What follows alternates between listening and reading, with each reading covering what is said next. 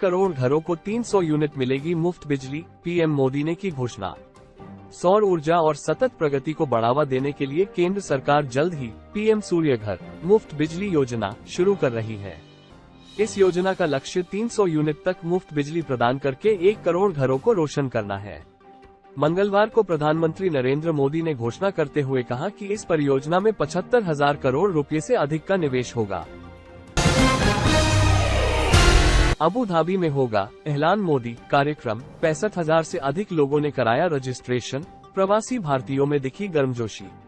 प्रधानमंत्री नरेंद्र मोदी 13 से 14 फरवरी तक संयुक्त अरब अमीरात की अपनी आधिकारिक यात्रा पर हैं। यहां वो दुबई के साथ व्यापक रणनीतिक साझेदारी को आगे बढ़ाने के लिए राष्ट्रपति शेख मोहम्मद बिन जायद अल नाहयान के साथ बैठक करेंगे।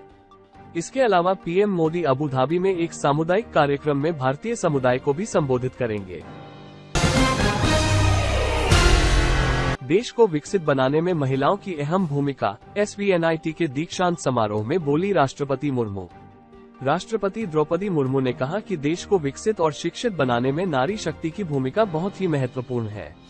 इंजीनियरिंग एवं तकनीकी शैक्षणिक संस्थाओं में छात्राओं का बढ़ता प्रमाण देश की प्रगति के लिए शुभ संकेत है। वो सूरत में सोमवार को सरदार वल्लभ भाई नेशनल इंस्टीट्यूट ऑफ टेक्नोलॉजी के 20वें दीक्षा समारोह को संबोधित कर रही थी। दवाओं के एक जैसे नाम पर NHRC का स्वास्थ्य मंत्रालय को नोटिस, कहा यह मानवाधिकारों का गंभीर मुद्दा।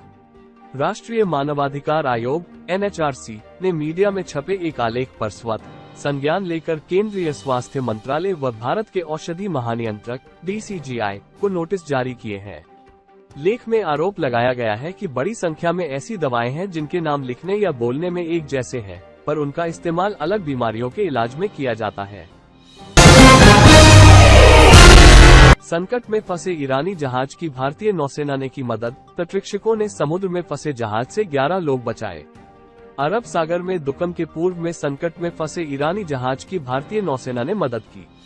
मछली पकड़ने वाले ईरानी जहाज अमीन पर चालक दल के 6 लोग सवार थे। कथित तौर पर एक व्यापारिक जहाज के साथ टक्कर के कारण ईरानी जहाज क्षतिग्रस्त हो गया।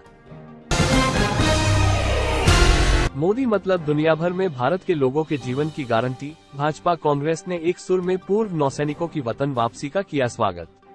भाजपा नेताओं ने कतर में कैद नौसेना के पूर्व अधिकारियों की रिहाई को भारतीय कूटनीति की एक बड़ी कामयाबी करार दिया है।